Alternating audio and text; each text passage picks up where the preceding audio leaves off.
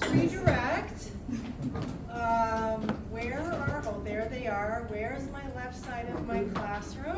They don't like this class anymore. We had a neuroscience exam and he started late. Oh. Oh, is this molecular neuroscience? Yeah. That class is fun. I love molecular. Alright, I who love else is in there? neuroscience. Felix? Felix, JD. I love neuro. Those are only three I love the now. brain. Alright, I will give it 1 more minute. Science, yeah. Where's the wires? Ah, wires. Oh, quick announcement. Please convey to those who are late. When you are in the VR, okay, do them in order. Start with case number 1. It matters. We made the harder ones the higher number. So, who was it? Michael was like doing number 12. Yes, let's not do that. They get more challenging. 2, you have to get symptoms out of the avatar. It's not enough to read the story, and your 4 choices are just note-taking. It's just to help you pick what you got, so when you do your debrief, what you chose shows up again to kind of decide, okay, here are all my things that I observed. They're not right or wrong, they'll just show up to whatever you pick. So the wrong answer will also show up in that list, right? So there's no assessment, there's no checking. So it's just there because you're in a virtual world, you don't have a way of writing stuff down, okay? So keep that in mind on Wednesday and use the avatar. There are some symptoms the avatar will show that you cannot know unless you actually get it out of the behavior. Okay. All right, let's get going. It's now 2 minutes after. Today we're doing the auditory and vestibular system. In my account, this is my favorite lecture because I think the system is just so elegant and just well constructed, and I'm like amazed that we evolved this way. So, auditory and vestibular system, as you know, are coming out of one cranial nerve 8, but there were actually 2 very separate systems. They just happen to, for whatever reason, those 2 nerves fuse together and become a single cranial nerve, but they otherwise are very separate. So we can divide the organ into 2 sections, the cochlear division and the vestibular division. Okay, so the cochlear obviously is carrying the auditory information, the vestibular is giving position and orientation, and each one has a unique mechanoreceptor utilizing hair cells. And hair cells are the mechanical component that when the hair cell flexes, creates the information that's sent through each of the appropriate cranial nerve. Okay, so we're going to do one at a time. We're going to do auditory first. The auditory system has 3 kind of units, 3 kind of segments. So the outer ear is basically your auricle or pinna plus the external auditory meatus. So the pinna is a complex funnel. That's really what your ears are designed for, and why you have those weird little shapes and crevices and kind of odd looking internal shapes. Like you have this round shape, obviously that's a funnel, but inside these little weird ridges and valleys are there to kind of continue to funnel the sound towards the center into the external auditory meatus, which is your ear canal, right? So those are all parts of your external ear. We have the middle ear. The middle ear is it's a cavity that contains the smallest bones of your body. These are ossicles, and they are the malleus, incus, and stapes, also known as the hammer, the anvil, and the stirrup. Okay, so these 3 bones are sequentially attached to each other. And so the malleus, the incus, and the stapes in the middle ear chamber. Now, what divides the outer ear and the middle ear is the tympanic membrane. Okay, so we have this eardrum or tympanic membrane, and the hammer is attached to the other side of the tympanic membrane. So when air is funneled into this ear canal, it will vibrate the tympanic membrane, and that vibration will vibrate and shake the three bones together. And our stirrup or our stapes is sort of like a plunger. It's sitting in the oval window, right? So, yes? Okay. So the outer ear and the middle ear, these are both air-filled, and that's important to note, because the inner ear is not. Okay, so there is air. Obviously, there's no containment in the outer ear, but the middle ear, there's a tympanic membrane, and then our stirrup is sort of within a hole. The oval window is kind of sitting in it like a plunger. And on the other side is fluid filled, okay? So it is sealing it up. And so as the air-filled space shakes, it is acting as a plunger to move that stirrup in and out and creating pressure changes on the other side, which is the inner ear. Okay, so the inner ear, one is a fluid-filled chamber, okay? And it has the cochlea, which is a spiral snail shell-like structure that is carrying endolymph fluid. Okay, so this is a fluid-filled chamber, and so we're taking air energy, air vibrations, and converting it into fluid vibrations. Okay. Does everyone kind of get the gist, or is there any confusion? Michael? Nope. Does everyone make sense? Have we covered this in some other class? Excellent, okay.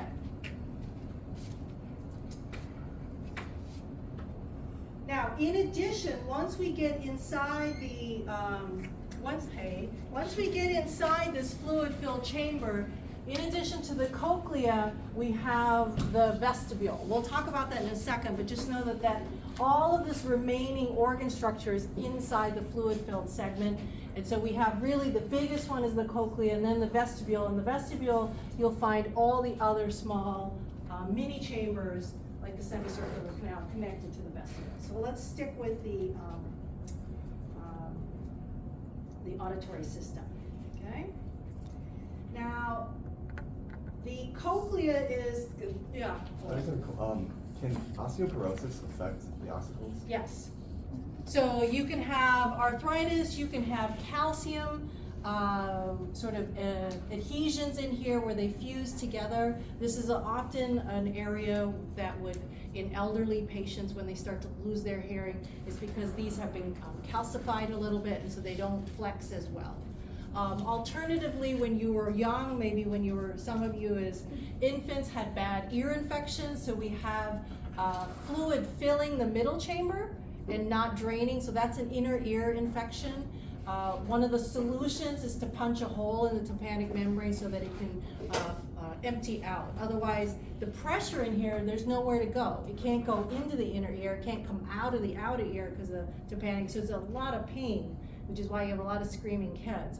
And so the easiest one is to put a stent and allow that to empty out, and then they grow out of the kind of phase where this tends to fill up. But an inner ear infection is this section that's supposed to be air filled, but not. It's filled now with bad fluids.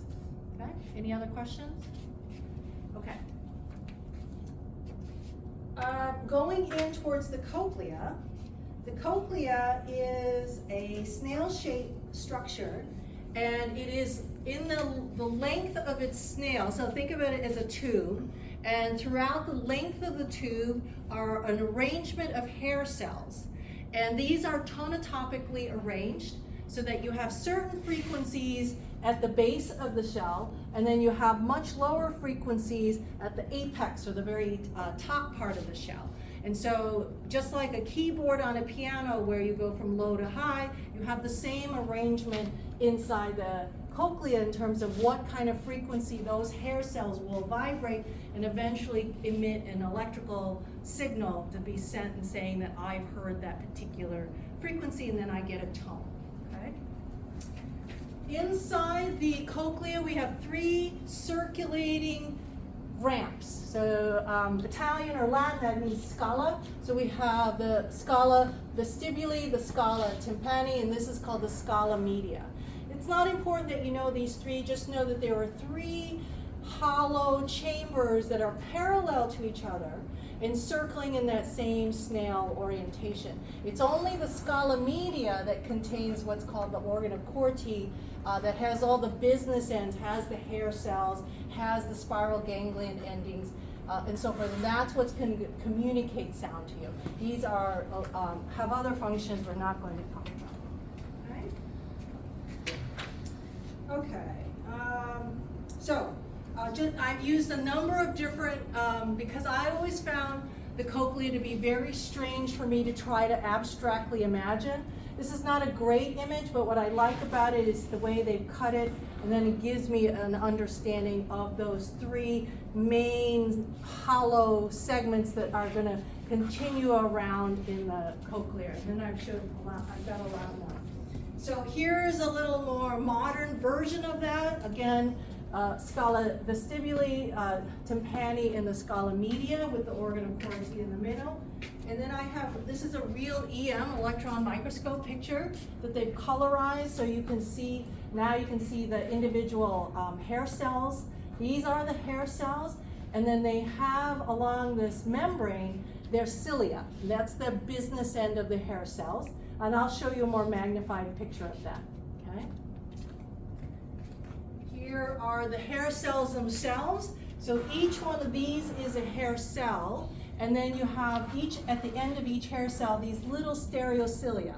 And then what's bathing the very tips, the bristles of the cilia, is that endolymph fluid. So as the endolymph fluid is taking and giving off vibrations, it's flexing, waving these cilia, and when they bend, they fire off an action potential.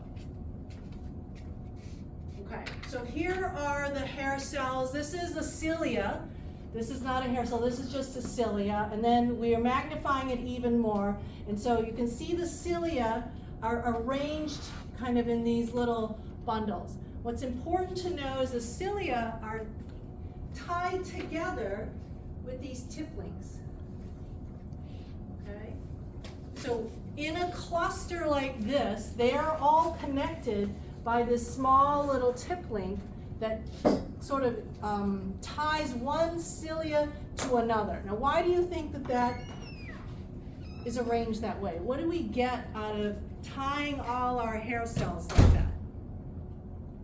A larger action potential. Amplification, right. So we don't have to rely on a large sound to tip over all of these cilia. I just need a modest sound, and when one goes over, it'll drag the others over. So I, in effect, am amplifying the sound, so I don't need, I have more sensitivity. I will hear sound with less signal.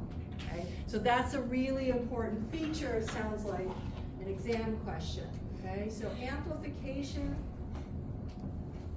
of sound so that more than one cilia will bend and create an action potential, fire an action potential with a limited amount of input.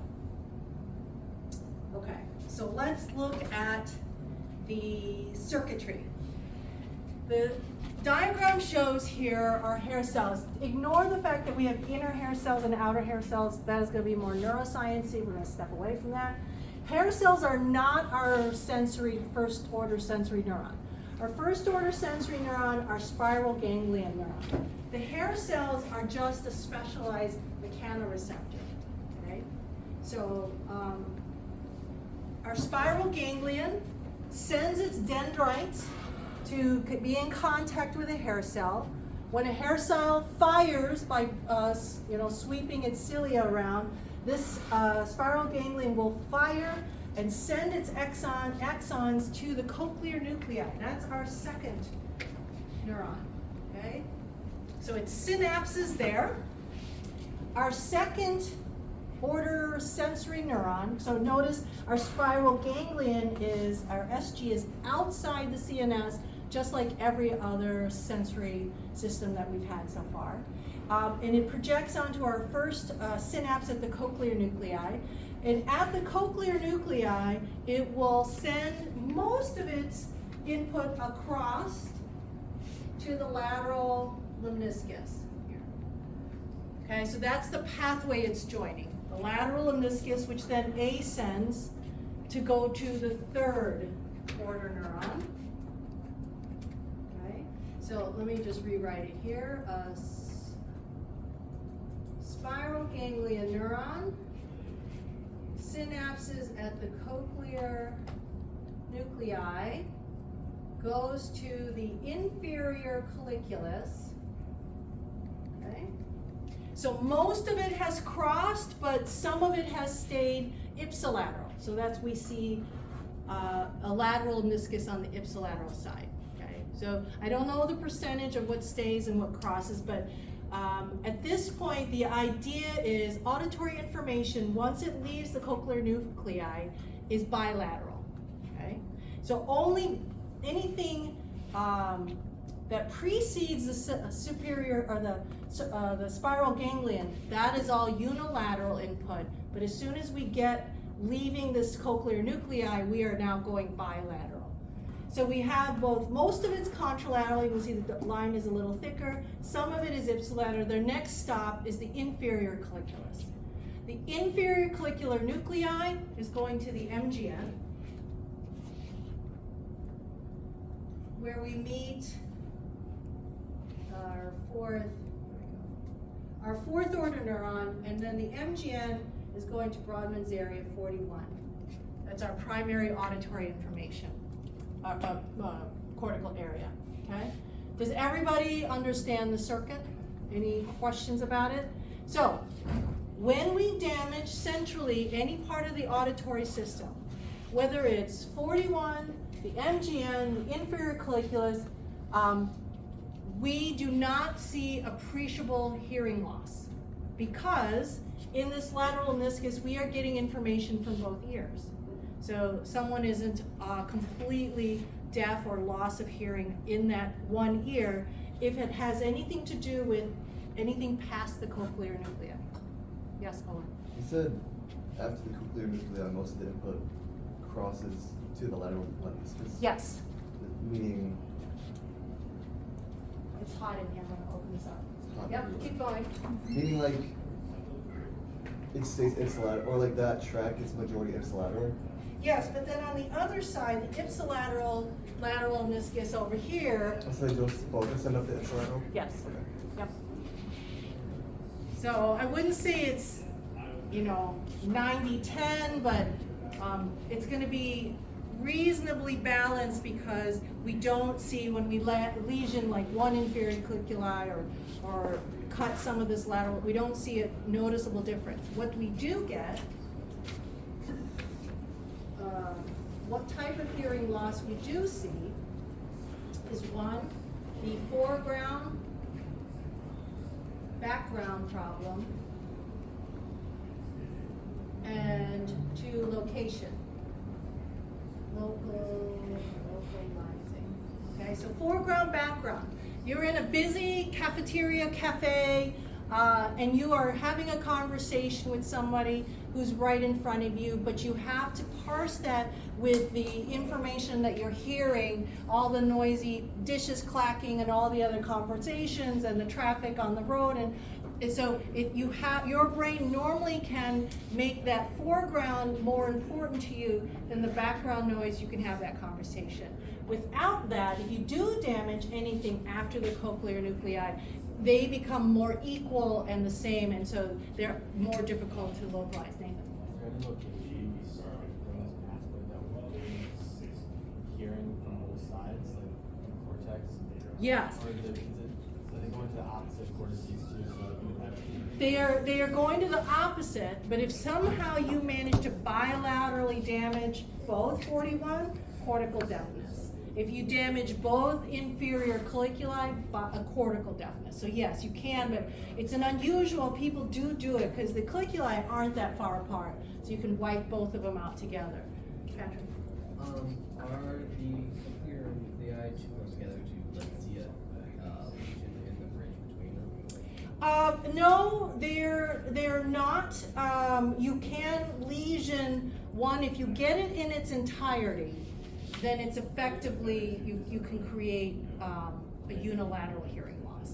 So you can, if you damage this in its entirety, damage the spiral ganglion, damage these hair cells, you will get unilateral hearing loss.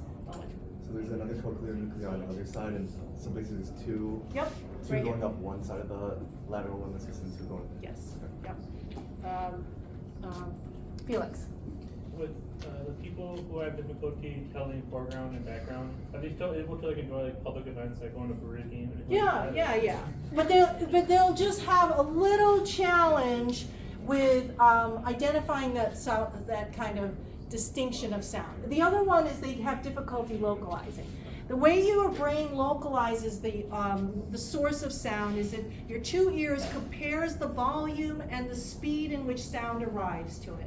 So if something is to my right, this ear will hear it louder than this ear, and this ear will detect it just milliseconds before this ear will, just because of the size of my head. And so my brain can use that, and then it tells me sound is coming from here. Otherwise, in this situation, if you damage anything along the line, I cannot tell where the sound is coming from. It's just coming from some central area, but I don't have information that it's here or here or here or here. Owen. How does it affect depth perception? Does it? Depth perception for sound? Yeah. Well, Yes. Because I know for vision, but say someone you see a firework that's a few yards away, and one of them that's right in front of you.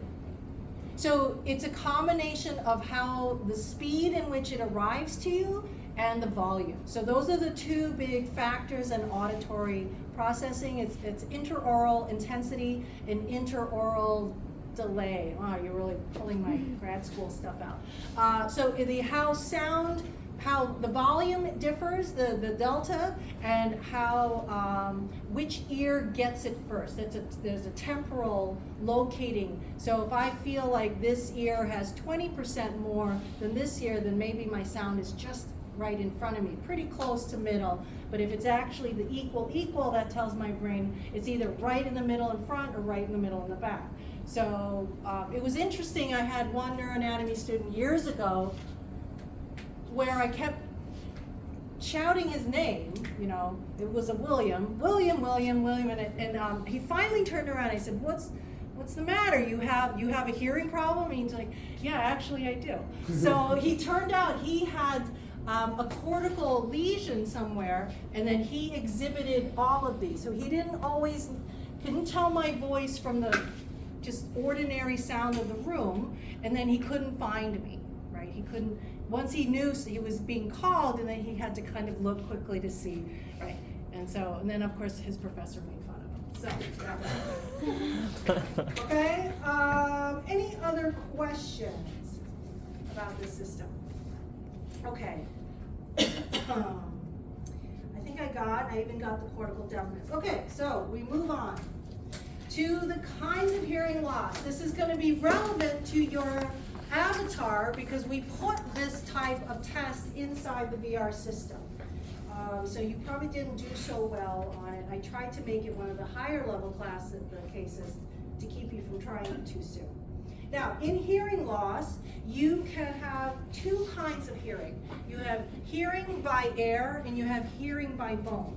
This is why you sound funny in a recording, because you're accustomed to hearing your voice through your own head. So it's a combination of vibration and air conduction through your ear. When you hear a videotape or a recording of your voice, you only hear it through the air portion. And so it feels really foreign to you. It doesn't sound like you. Everybody hates the sound of their voice. So therefore we have air conduction and bone conduction, okay? And so we can test it with a tuning fork. We can test air conduction against bone conduction and compare how they're kind of performing even with just a simple tuning fork. Okay, so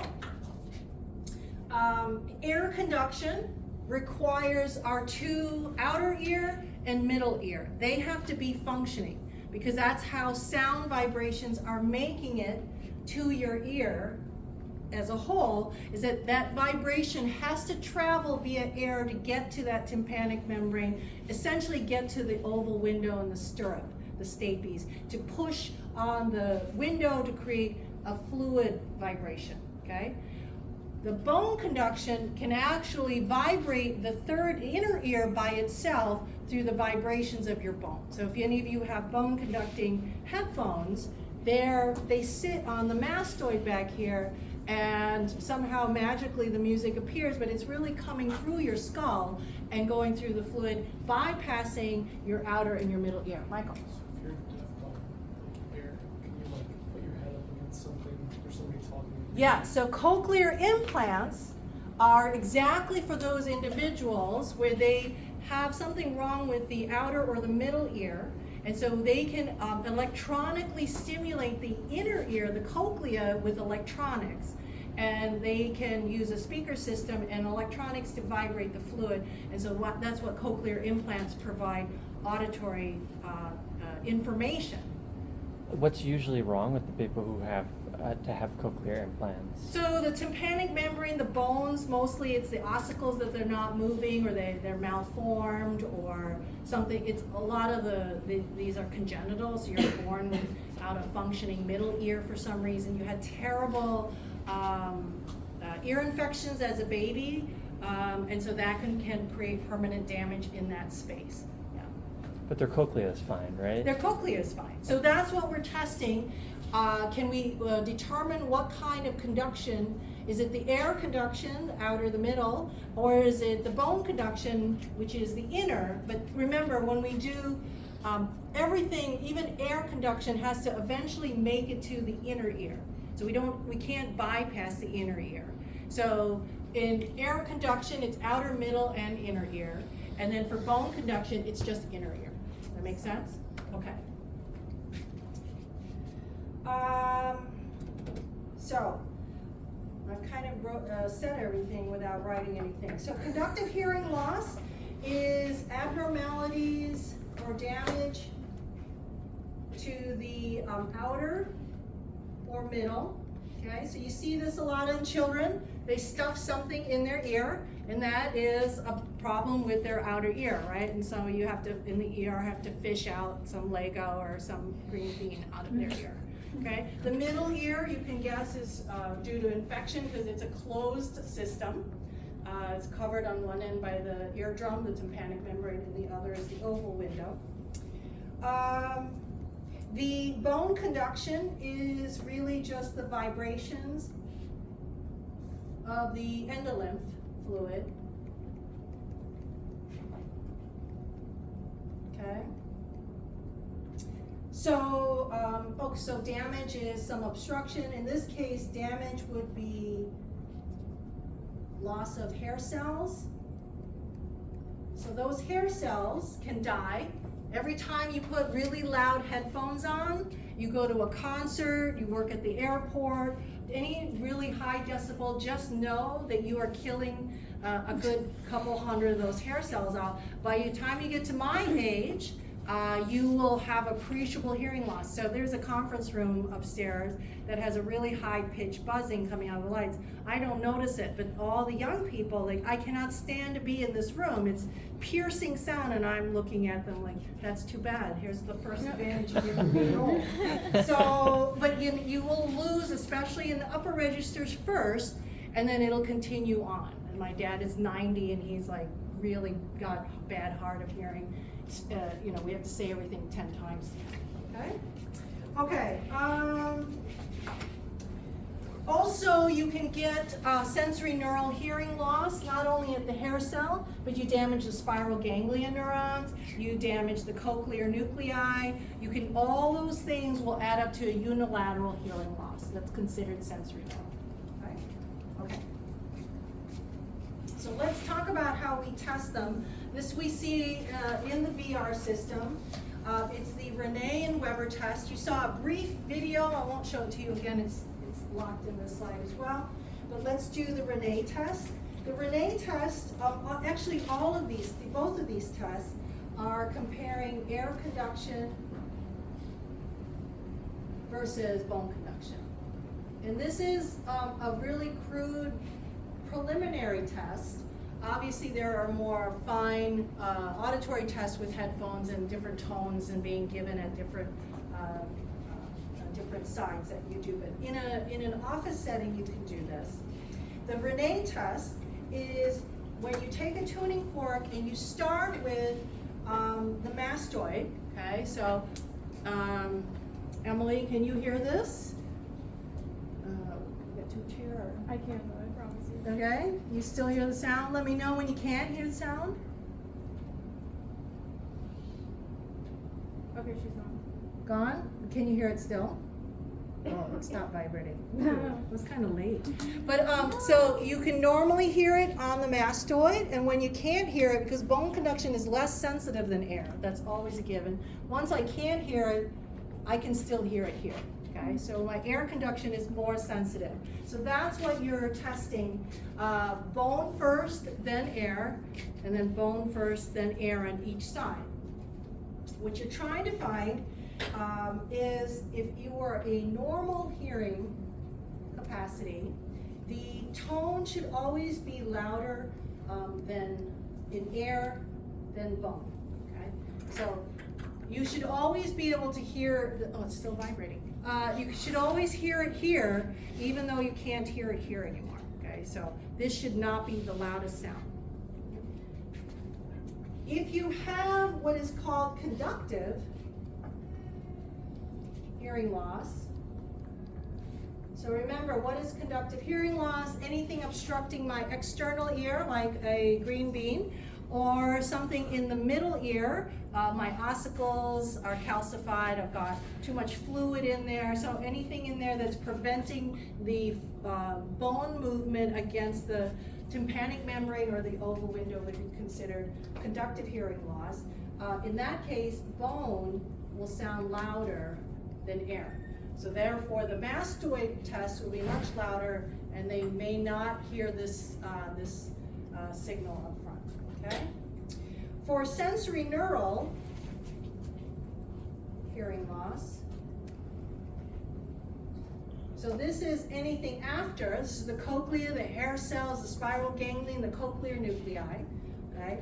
You would still have, air is better than bone, but altogether it's a diminished sound, okay? So it's not as loud as maybe the other side, the good side, bad side, okay? Does that make sense? So that's what you're asking your patient. Do you hear it here? Do you hear it here? If you get a yes or a no or a no or a yes, you can start to say, oh, I think you have conductive hearing loss or sensory hearing loss. The Weber test is a kind of difference between left versus right. Okay?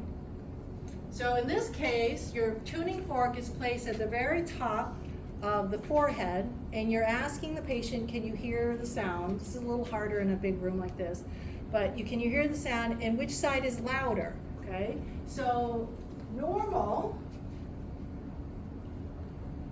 in a normal response, it should be equal both sides, okay? If you have sensory neural, the tone is going to be louder on the normal side versus the affected side, okay? If it's sensory neural, the origin of the hearing loss. Yes? So you said that sensory neural you have for the Renee test, Yep. that it's diminished. But how would you know if it's diminished if you have nothing to compare to? Or are you kind of comparing like you would with the You would just Weber ask test? which side seems louder to you. Okay. Yeah, you've got to still depend on your patient so you can't always do this with super young kids, or someone with dementia or altered mental status. They have to be kind of reflecting accurate. What if both sides are diminished? Then these are still crude tests. Then you still need to go to an audiology full spectrum.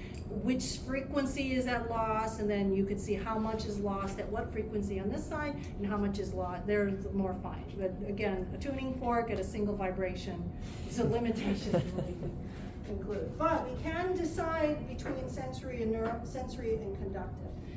In the last one, the conductive loss.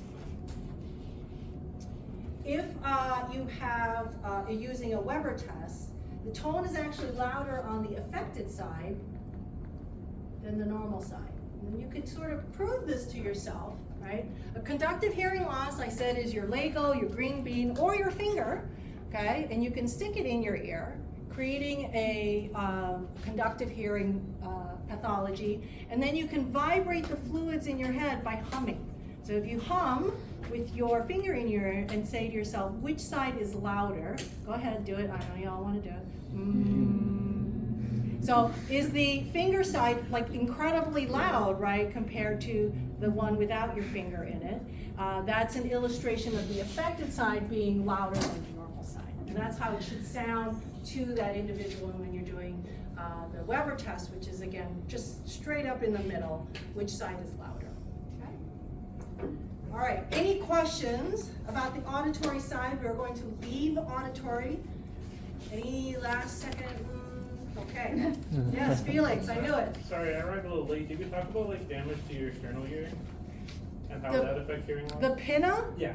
Well, I didn't say damage, but if I told you what the function was, if I took away your satellite dish here, which is a collector of sound, so a lot of times when I can't hear, the first thing I do is I'll make a bigger dish, right? And I'll put my hands here, and then all the sound is quite large, right? So if you don't have one, then you're gonna have diminish. You have to make air, you have to get the sounds to like aim right into the ear canal, so you will have very kind of a telescopic kind of auditory system. You'll have to really be facing the source of the sound because you don't have your dishes. And so like I have a Dutch Shepherd, and her ear is about like this big. I don't know how she doesn't hear stuff in the next state, but it's huge. She's all ears.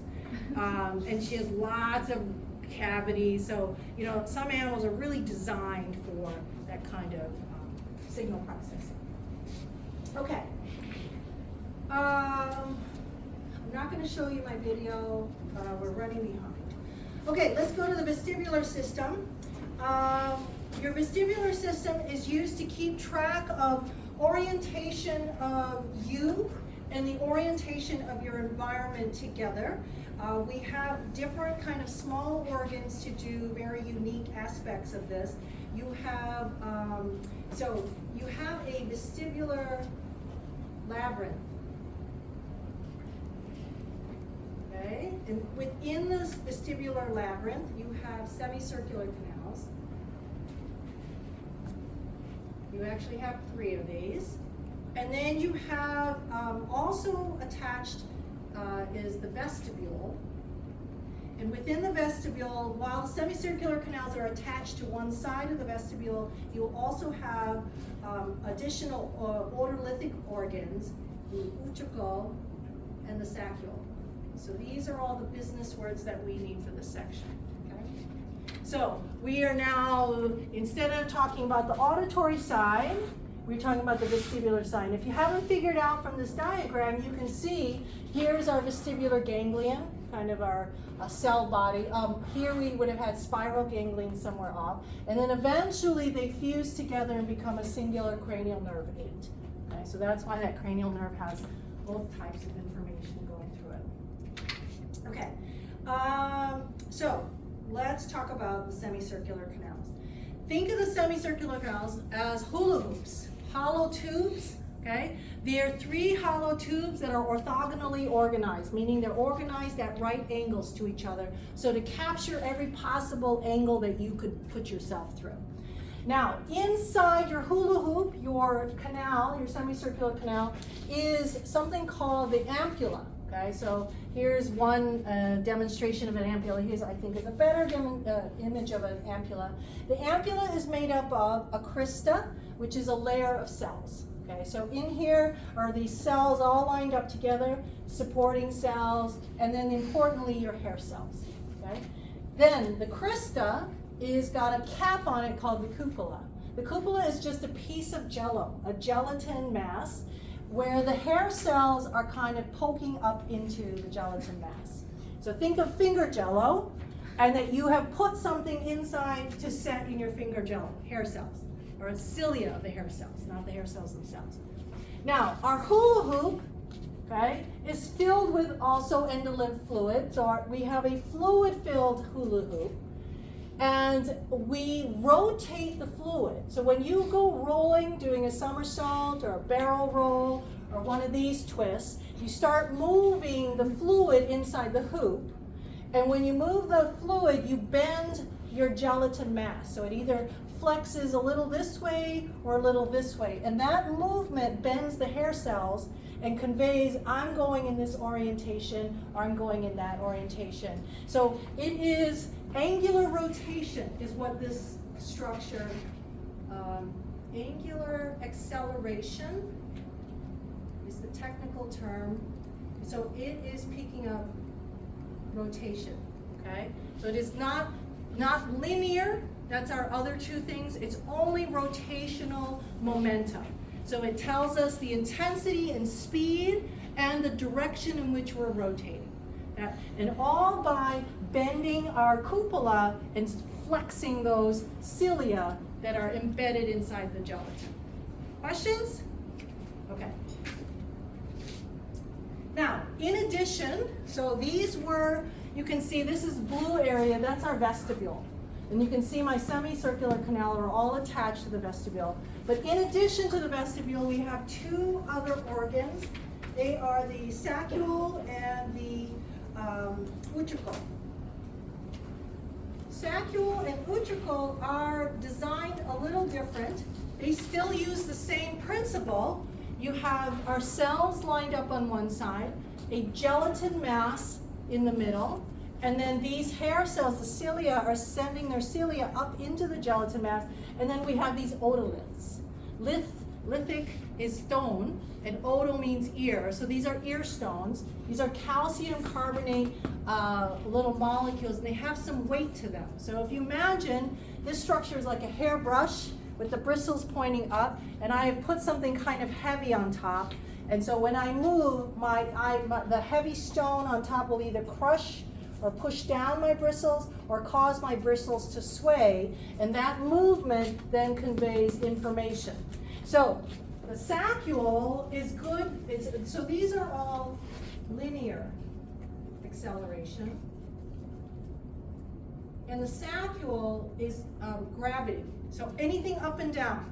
So the fact that I know that gravity exists on me, I can feel because of the saccule. If I'm riding up and down an elevator and that changes, or a rocket ship, I will feel it through the saccule. Whereas the utricle is linear in the opposite way. It'll be side to side and back and forth. Okay, so if I'm in a rolling desk chair, and I'm being pushed back and forth, or I'm being swung side to side, but still on a horizontal floor, no rotation, it's my utricle that's carrying that information. Make sense? Yes, Bridget? How does it work if someone who's like easily motion sick? So that's a good question. Motion sickness comes from over-exaggeration of signal coming to either these hair cells or the hair cells inside your semicircular canal. So my sister is notoriously, ridiculously, and annoyingly sensitive to any motion. She gets the front seat of the car since she was little. So all of us had to go in the back of the car because of her. She can't look at motion without getting really sick. So we think that there's something either wrong in here or her otoliths are too heavy. And this is very common with aging. You develop more calcium deposits, so this becomes a little heavier and becomes more sensitive. It creates aberrant signal pushing down or moving when you really aren't moving that much, and so you get more signal than you should. So is there a hereditary component to motion sickness then? Yes. Okay. Yes, my mother had it. Do you have it? I do not. Yay. I could be swung upside down, but now as I get older, I am. Like I can't do the roller coasters anymore. I don't. So, you know how like flight pilots and astronauts like pass out during like heavier G's? Is it because it inhibition of that? No, that's more of a vasovagal while you pass out because of the oxygen not being able to get up into your brain, but you can, they usually put astronauts in a centrifuge, so I can't remember, it's Mission to Mars. Have you ever been to Disney World? There's a Mission to Mars. It's a ride. It's the same centrifuge that they put pilots and astronaut training in. So you are literally being spun, which is why in the ride they have you play with these buttons so that you can't, you're really trying to be discouraged from turning your head. They want you to look as straight as possible. Yeah. So don't ride it. Yeah. Vertigo, is that also more like vasovagal, or is that also? It is the both, but if you let me get to the circuitry, you'll see how they're all connected. Okay. I gotta get going, but I'm glad you guys are excited about this. Okay. So how does the vestibular ganglion cells then have to come and talk to the vestibular nuclei? And we have 4 vestibular nuclei. So the first one is the medial and the inferior vestibular nuclei. Okay, and these are basically, once they've been synapsed here, they go down, so they're descending, they go to the spine, and they're important for controlling neck and head position. So as you do mundane things like bend your head to take notes, reach down and tie your shoe, you're constantly changing the balance of your body, but we don't all tip over because we reach down to tie our shoes because of this descending pathway through the vestibular system going to your spine and giving you the ability to adjust the right muscle so that we don't just tip over like we were like a plastic robot, right? We have the ability to compensate the small adjustments we need to make so that we don't fall down. So the lateral vestibular nuclei also is a descending, okay? And it's important for maintaining posture and extensor tone. So this works hand in hand with engaging the right muscles so that you can adjust to the kind of body changes, right? You tighten up the core, maybe you tighten up hamstrings versus quads, or you tighten up upper extremities to balance. So you'll have a lot of this unconscious processing that you do just through the vestibular system. Oh, wait. Does that communicate with the vernus? Yes, that's my next one. Okay. The superior vestibular nuclei, okay, is one that actually ascends, okay, and it ascends to our medial longitudinal fasciculus, okay. So because it's going to the MLF, it is allowing our eyes to compensate for all the movement. So as I walk across, I change directions, I look back, I look up front, my eyes and the muscles of my eyes have to adjust. So the trochlear, the abducens, and the ocular motor are all getting information through the MLF. In addition, this is the pathway that's governing the vestibulo-ocular reflex. So as my head turns, in order to keep your vision, my vision of you stable and static, my eyes will move in the opposite direction as my head is moving, in the same exact 1-for-1 degree. Every degree to the left, my eyes will do that same number of degrees to the right. Okay? Now, other inputs using the vestibular nuclei going in, cerebellum, so firmus. Their classes are not as long as ours. Not as cool as We us. got a couple minutes, I'm gonna cram this in. The cerebellum is an input, the spinal cord is an input, the brainstem, and so to Owen's question, The vermis and the the floccular nodular are big inputs. The vermis and the floccular nodular, because they're postural control, are big inputs into the vestibular nuclei.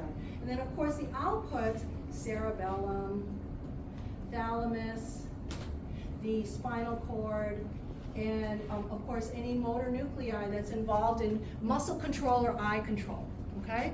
So if you want to hear the pub crawl version of this, you may stay, but if you have to go, you can go.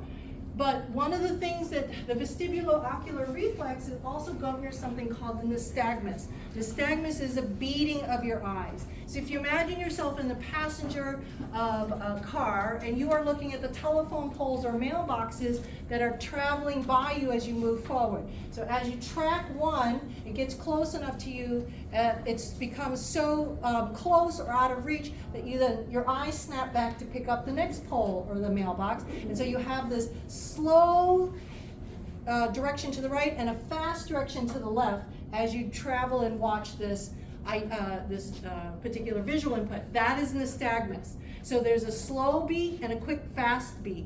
The fast beat dictates the name of the nystagmus. So left beating nystagmus is a slow to the right and quick beat to the right, left, and so forth. And you can have nystagmus in every direction, up and down, left and right. What's interesting is that you can put water inside someone's ear and create a false sense of nystagmus. Because remember, our hula hoop is a fluid-filled kind of contained section. We can create a convection current where the fluid is artificially moving from cold to hot and hot to cold. And so we use the cow's mnemonic. If I put warm water in my left ear, I will have a beating nystagmus that is the same direction. If I put cold water in my left ear, I will develop an opposite. So cold, opposite, warm, same, to decide which way the nystagmus will happen. Finally, what is this? Does anyone know this offhand? It's alcohol. Ethanol is a wonderful interaction with your semicircular canal. Now, as you go out and drink, and your blood alcohol level is starting to increase, the alcohol concentration, the alcohol then infiltrates the cupola, more so than water. And then alcohol is dense, less dense than water, and so it'll create your cupola to start to float inside here. And then when you float, you're pulling on the hair cells, you're flexing, and you're giving a lot of signal. And of course, the semicircular canals are there to tell you what kind of information?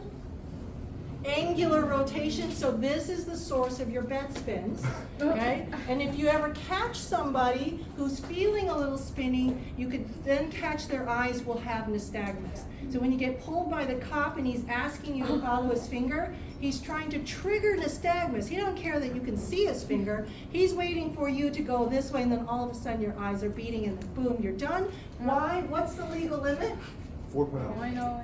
0.08. So when do I get nystagmus? Nystagmus will occur at 0.04%. So remember that when you get pulled over, you don't have to be legally intoxicated, just halfway there. Okay, bye-bye.